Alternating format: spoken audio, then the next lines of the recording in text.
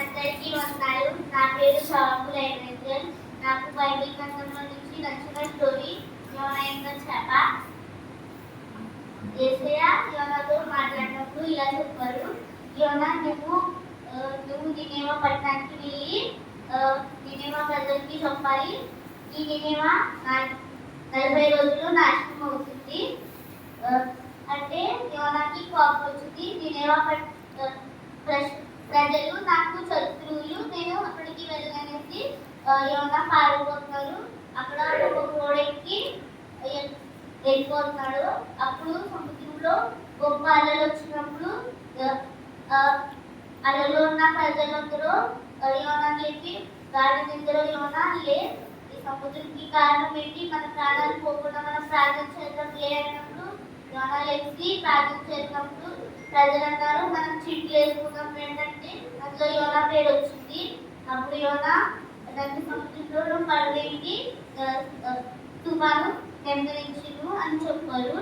అప్పుడు శిష్యులు యోనాని సముద్రంలో వేసినప్పుడు తుఫాను నెమ్మదించింది. దాన్ని చూసి యోనాని పెద్ద చేప మింగేసింది. 3 రాత్రులు 3 పగలు యోనా ఆ చేప కొడుకులో ప్రార్థన చేసినప్పుడు ఆ ప్రార్థన యోనా అయింది. యేసయ్య చెప్పారు చేపకి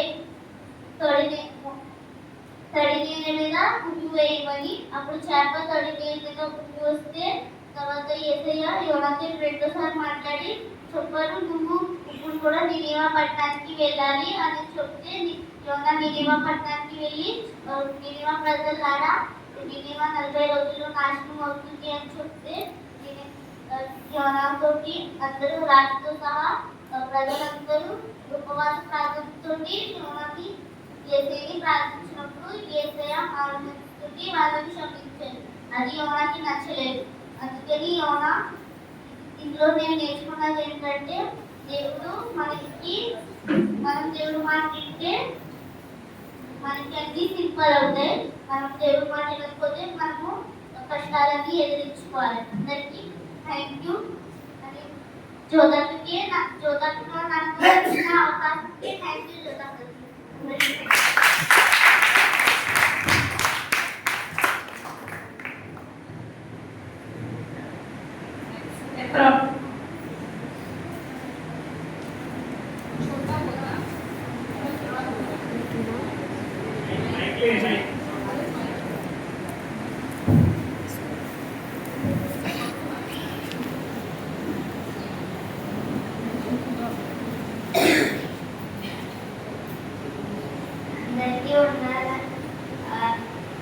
నేను దావీదు ఇంకా గొలియాతు స్టోరీ చెప్తున్నాను. గొలియాతు ఇశ్రాయేలుకి చెప్తాడు, మీరు ఎవరు, నాతో తెలుసు ఎవరు అంటాడు. నెక్స్ట్ దావీదు వస్తాడు పరిగెత్తా. మరి దావీదు వస్తాడు, ఇంకా ప్రార్థన చేస్తాడు. ప్రార్థన చేసిన తర్వాత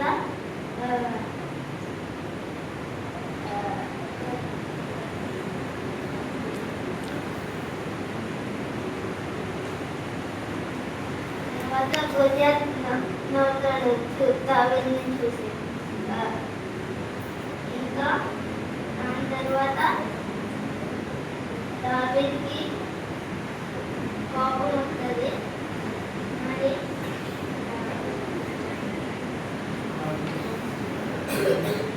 కోపం కింద రాయి తీసుకుని అలాగా గొలియాతుని కొడతాడు రాయితో. మరి గొలియాతు కింద పడిపోతాడు. దాని తర్వాత దావీదు వచ్చి గొలియాతుని చంపేస్తాడు.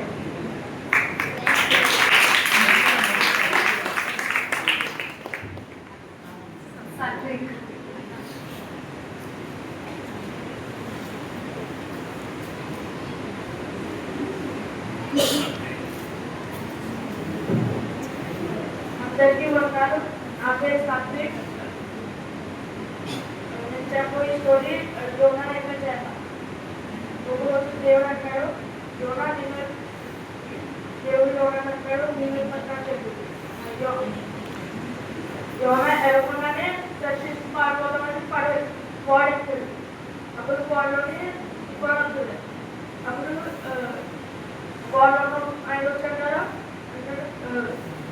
మీరు దేవుడు ప్రార్థన చేసుకోండి. అప్పుడు అందులోనే చీటీ అన్నాడు. ఆ చీటీలో యోనా పేరు వస్తుంది.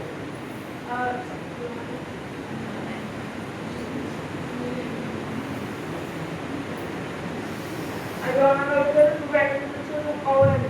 యోనా అంటాడు, సముద్రంని నువ్వు సృష్టించిన యెహోవా ఆయన పడుతున్నాడు. అప్పుడు పడవలో అంటారు, ఇప్పుడు అప్పుడు ఏం చేయదు. యోనా అంటాడు, నాకు నీటిలో పడేసేది.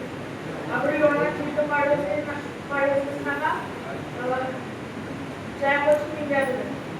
అప్పుడు యోనా 3 రోజులు 3 రాత్రులు చేప కొడుతూ ఉంటాడు. ప్రార్థించాడు. ప్రార్థన చేసి చేస్తాడు, వదిలేడు, బయటకు వచ్చేది. చేప వచ్చి యోనా బయటకు వచ్చాడు.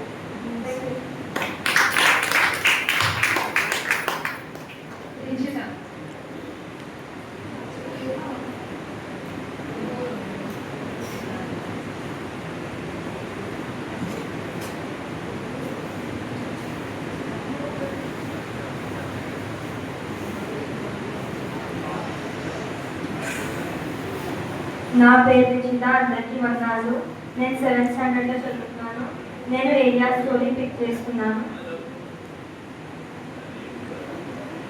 ఇక్కడ మనం చూసింది ఏంటంటే, చాలా మంది 450 ప్రాఫిట్స్ ఏంటంటే బాలి అనే దేవుడిని నమ్ముకున్నారు, బైబిల్ అనే దేవుడిని నమ్ముకున్నారు, ఇంకా ఆయన్ని వర్షిప్ చేశారు. కానీ ఎలీజా మాత్రం యేసయ్యని నమ్ముకున్నా యేసయ్యని వర్షిప్ చేశారు. చూస్తున్నది ఏంటంటే, ఏలి అందరికీ చెప్పాడు ఏంటంటే యేసయ్య నిజమైన దేవుడు, మీరు నమ్మే దేవుడు ఫేక్ అని. కానీ ఎవరూ నమ్మలేదు. అప్పుడు ఏలి అన్నాడు, సరే అయితే మనం చూసుకుందాం ఎవరి దేవుడు గొప్పడు, ఇంకా ఎవరి దేవుడు నిజమైన వాడని. అప్పుడు ఏలి అన్నాడు, సరే అయితే మనం 2 బఫేలను తెద్దాం. ఆ 2 బఫేలను ఇక్కడ పెట్టి ఎవరైతే ప్రార్థన చేసి పైనుంచి ఫైర్ తెస్తారో వాళ్ళ దేవుడు నిజమైందని. అప్పుడు ఎవరైతే 450 ప్రాఫిట్స్ ఉన్నారో వాళ్ళందరూ వచ్చి ప్రేయర్ చేస్తారు. వాళ్ళు చాలా మంది చేతులు నరికేసుకుంటారు, కాళ్ళు నరికేసుకుంటారు, ఇంకా ప్రాణాన్ని తీసుకుంటారు. మధ్యాహ్నం నుంచి సాయంత్రం అవి కాక ఏం అవ్వలేదు, పైనుంచి ఫైర్ కూడా రాలేదు. కానీ ఎప్పుడైతే ఏరియా మోకాల మీద వచ్చి ప్రేయర్ చేస్తాడో అప్పుడు సడన్ గా పైనుంచి ఫైర్ వస్తుంది. అప్పుడు అందరూ ఆశ్చర్యపడతారు.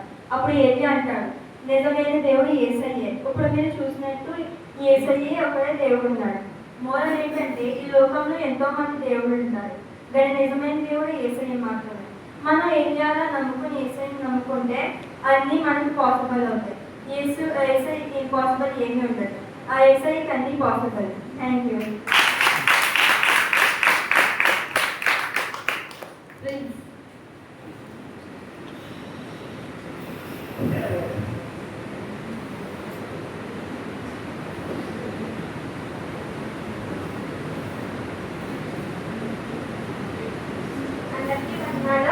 నా పేరు ప్రిన్స్.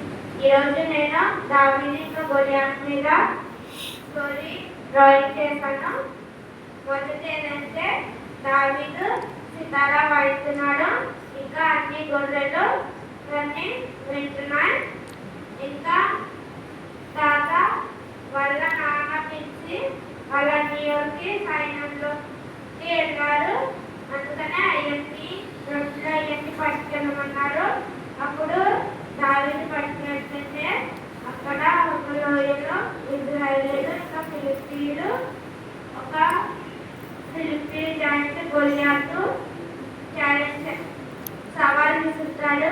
ఎవరికైనా దమ్ముంటే ఒక్కరిని పంపించండి, ఒకవేళ తను ఓడిపోతే మేము మీకు స్వాధీనం అయిపోతాం, ఒకవేళ తను ఓడిపోతే మేము మీ రాజ్యాన్ని డబ్బేసుకుంటామని అలా గొలియాతు సవాల్ చేస్తాడు.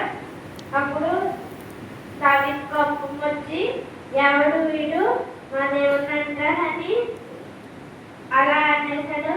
అప్పుడు అది సౌలు రాజు దాకా వెళ్ళిపోతుంది. అప్పుడు సౌలు రాజు తల్లి పిలుచుకొని సౌలు రాజు అంటారు, నువ్వు నిజంగానే గొలియాతుని చంపగలవా అంటే అప్పుడు దావీదు అంటారు, నేను ఆ గొలియాతుని చంపేయగలనని. అప్పుడు దావీదుకి అవన్నీ వస్త్రాలు ఇస్తే దావీదు నడవలేకపోయాడు. అప్పుడు దావీదు అన్నాడు, నేను ఏమి చేయను, నా దగ్గర ఒక ఒడిసెలు ఉన్నది, కష్టపట్టేస్తానని. రెండో రోజు అక్కడ లోయలోకి వెళ్తాడు. అప్పుడు గొలియాతు దావీదు చూసి నవ్వుతాడు. కానీ దావీదు కొంచెం దూరం వెళ్ళి ఒక రాయి తీసుకొని దాంట్లో పెట్టి కొడతాడు. అప్పుడు అది గొలియాతు తడుస్తుంది. అప్పుడు గొలియాతు పడిపోతాడు. తర్వాత దావీదు తన తలని నరికేస్తాడు. మోడల్ ఏంటంటే ఒకవేళ మనం ఏసై మన తోడుంటే మనం ఎవరినైనా జయించగలం.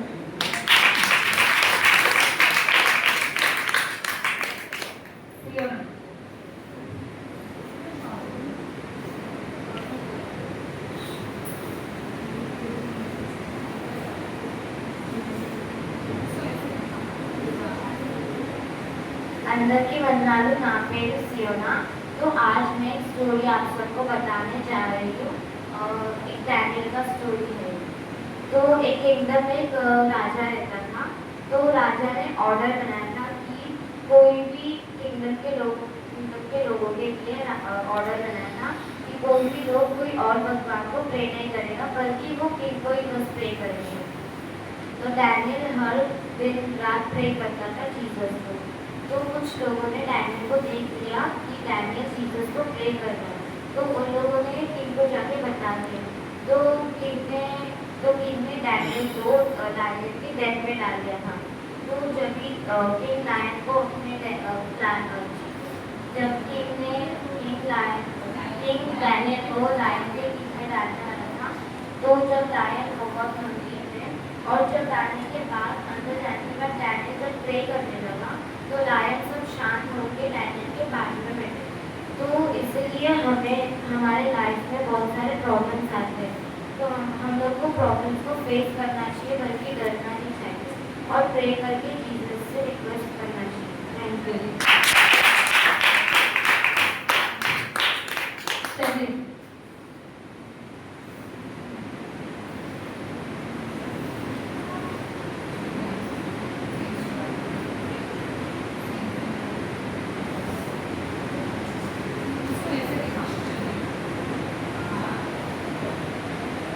అందరికీ వందనాలు. నా పేరు శ్రేణి. నేను 5th స్టాండర్డ్లో చదువుతున్నాను. ఈ స్టోరీ ఏంటంటే యేసయ్య సముద్రంని साइलेंस చేస్తారు. एक दिन प्रभु यीशु अपने शिष्यों के साथ एक नाव पर बैठे और उनसे कहा कि आओ हम झील के पार चले। नाव चल रहा था और प्रभु यीशु सो गए और अचानक से तूफान आ गया और यूदा प्रभु यीशु को उठा रहा था और वहाँ पेट्रू नाव के मदद से नाव के अंदर जो पानी आ रहा था उससे बाहर आ रहा था। फिर प्रभु यीशु उठे और देखे कि यहाँ पर तूफान आ रहा है।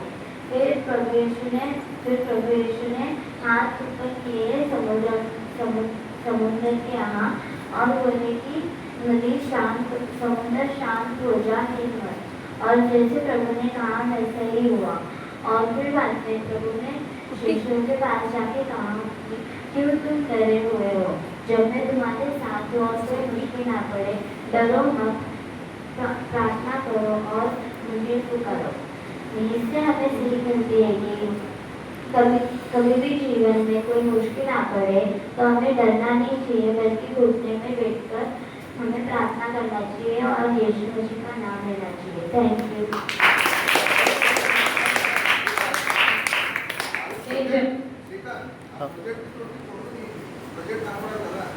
हाँ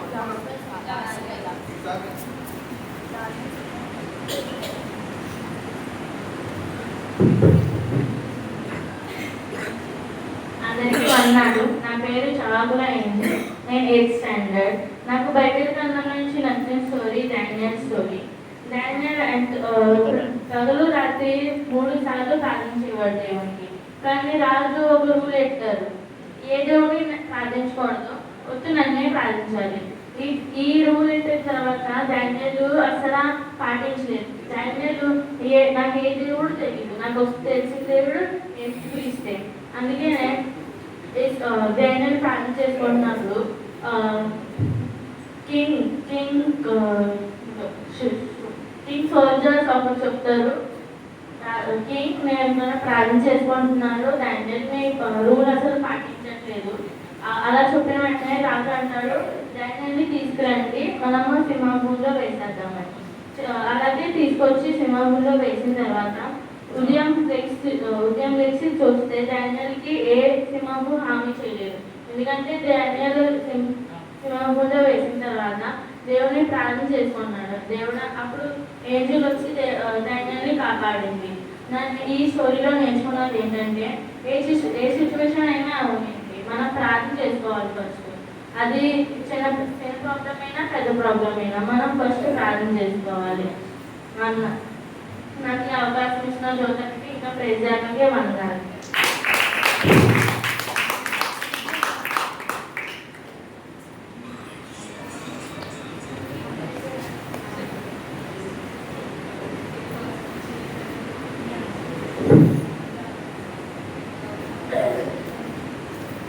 ఆల్మోస్ట్ అందరికీ అయిపోయింది. మేము కూడా మెమరీగా ఉంటుందని మేము కూడా చిన్న తయారు చేసాము టీచర్స్ తరఫు నుంచి. మేము తయారు చేసింది ఇజ్రాయేలీలు సముద్రం దాటిది కదా, ఎర్ర సముద్రం అదనమాట. తెలిసిన వారికి మరొకసారి జ్ఞాపకం చేయడానికి, తెలియని వారికి చూడడానికి ఇంకోసారి నేను చెప్తున్నాను. ఇజ్రాయేలీలు ఐగుప్తు నుంచి బయటకు వచ్చినప్పుడు వారు కానాన్ దేశం బయలుదేరుతా ఉన్నప్పుడు వారి వెనకాల శత్రువులు తరుముతా ఉంటారు. ఈజిప్టు ప్రజలందరూ తరుముతా ఉంటే ఇజ్రాయేలీలు ముందుకు వెళ్ళడానికి వారికి సముద్రం అడ్డుగా వస్తుంది, ఎర్ర సముద్రం. వెనకానికి వెళ్తే శత్రువులు చంపేస్తారు, ముందుకెళ్తే సముద్రంలో మునిగి చచ్చిపోతారు. వారికి ఏ దారి లేదు, అన్ని దారులు మూసిపోయింది, వెనక్కి వెళ్ళలేరు, ముందుకు వెళ్ళలేరు. అలాంటి సమయంలో దేవుడు మోషేతో మాట్లాడి చెప్పినది ఏంటంటే, నీ చేతి కర్రను నువ్వు సముద్రం వైపు చాచు అని చెప్పినప్పుడు దేవుడు ఆ ఎర్ర సముద్రాన్ని ఈ విధంగా పాయం చేస్తాడన్నమాట. దేవుడు ఎర్ర సముద్రంలో నుంచి ఆ ఇజ్రాయేలీని వెనకాల ఉన్న ఇజ్రాయేలీలందరినీ మోషేని ఆ ఆరిన నేలను నడిపించుకుని తీసుకొస్తాడు. తడి నేల కూడా కాదు, దేవుడు పాదాలకి వాళ్ళకి తడి తగలకుండా పొడి నేలను, ఆరిన నేలను వారందరినీ దాటించుకుంటూ తీసుకొస్తాడు అనమాట. ఇంత ఆశ్చర్యకార్యంగా దేవుడు ఇజ్రాయేలీని కాపాడతాడు. ఈ చిన్న కథ నుంచి మనం నేర్చుకోవాల్సింది ఏంటంటే, ప్రతి ఒక్కరి జీవితంలో అన్ని దారులు మూసుకుపోయే స్థితి వస్తూ ఉంటుంది. మనము ఏ దారి లేదనుకున్న సమయంలో దేవుడు అద్భుతంగా ఒక దారిని తెరిచి, ఒక మార్గాన్ని తెరిచి ఆయన మహిమను మనకి కనబరుస్తాడు. తన బిడ్డల పట్ల దేవుడు ఎర్ర సముద్రంలో నుంచి తీసుకొచ్చినట్టు మనకు కూడా మార్గం లేదన్న సమయంలో అద్భుత రీతిగా దేవుడు తన మహిమను మనకు చూపించి ఆయన మార్గాన్ని తెలుస్తాడు. ఆయన్ని ఏ పరిస్థితిలోనూ మార్గం మూసిపోయిందని ఏమి చేయలేదని మనం వెనకంజ వేసేవారుగా కాకుండా ఎర్ర సముద్రాన్ని ఎప్పుడు జ్ఞాపకం చేసుకుని ముందుకు సాగేవారుగా ఉండాలని ఈ యొక్క కథను తీసుకున్నాం. దేవునికి వందనాలు.